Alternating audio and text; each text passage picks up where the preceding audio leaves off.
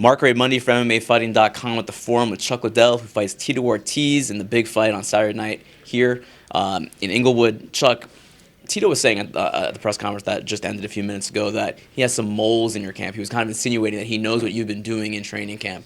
Is this BS? Is this true? He said the same thing for the Stephan Bonner fight too. With the same guys.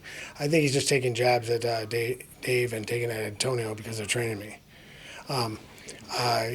Antonio was pretty pissed about him saying that because to insinuate that Antonio is training me and secretly training me for Tito, and is really a defamation of his character.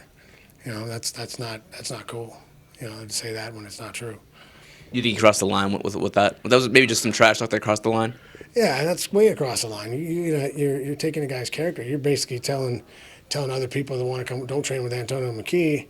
He's gonna rat you out to the other camp for the right price.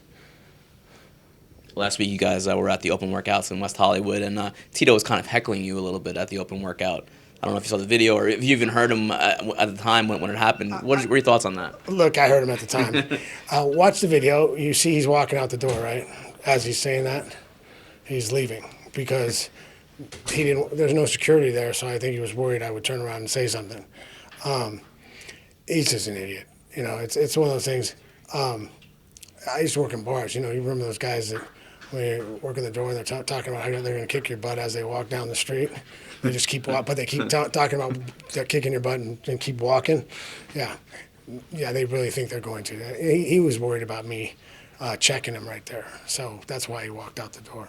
It seems like you're over this a little bit, like you're over kind of seeing him all the time now.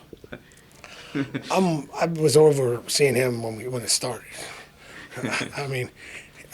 He gives me a headache sometimes when he speaks, but yeah, he's a moron. He bothers me, and I can't wait to just get in the ring with him on this weekend. Are you cutting weight for this fight, Chuck? I'm always cutting weight, but I'm cutting about the same as I always do, about 9.5, 10 pounds, 8 to 10 pounds the day of the fight. Have you gotten into the full weight cut yet? No, I'm just wondering if it's any different now than it was like 8 years ago. I lose like 6 pounds of practice, 7 pounds of practice without plastics on. So I don't think losing an extra 2 pounds is going to make much difference. How do you see this fight playing out? Because you guys have fought before, but it's been a little bit. Do you see it going similar or completely different? I think it's going to be very similar. I think he's kind of tipped his hand. He's going to really come in and aggressively try to take me down because he doesn't want to stand with me. He knows I still hit hard. He's trying to convince himself he can beat me. Trying to convince himself I came back because I need the money and all that thing. But that's not why I'm at this fight. If that was the reason, I'd be at a different fight. There wasn't a guarantee paycheck here. There wasn't it's not a. I could have gone somewhere else and fought for a good guarantee and fought anybody I wanted. I was offered. I don't care what's the opponent. I don't care. You tell me what the opponent is. But that's not what I did. I came back. I got a name guy, and he's just a tune-up fight for me because of style. So he's the way. If I can't beat him, I should go back to being retired. So it's a good measuring stick for me, and lets me know I get out there, perform the way I know I'm going to on Saturday. We'll be looking at another fight down the road. We were just talking to Tito, and he was saying that he was the one that actually came up with the icicles on your shorts many years ago. Was that his idea? No, but that's okay. He's funny. He's got a weird memory about a lot of things. We did get it from the same place. It was actually Dave Thomas who made them. Yeah, it is what it is. He comes up with his own stories about everything. If you listen to him, he took me off the street, taught me how to fight, fed me, and I turned on him. So, I don't know how else, where you go from there. I'm a turncoat is what I think was the latest one he said. Because of that, he's crazy. Does he say this up to sell fights, or do you think that he actually means them and believes them? Like, do you guys ever interact, just the two of you, with no cameras around?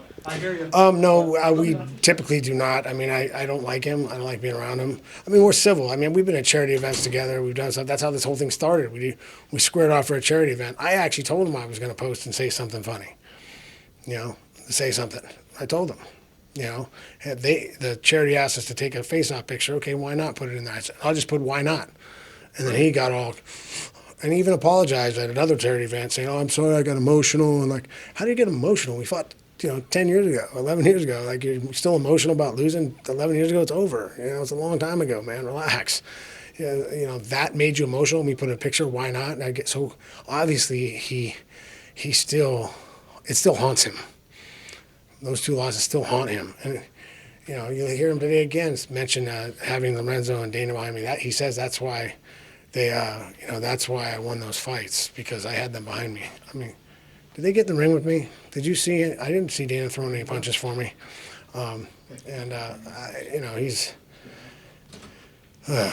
He's exhausting sometimes. Yeah. Chuck, last thing, your comeback. What is the ideal scenario? What would you like to see happen? What are maybe some dream fights? Like, what is like your ideal scenario as to what is next after this Tito fight? Obviously, you win on Saturday, and then what's next? Well, the thing is, I went on Saturday, and then we go ahead.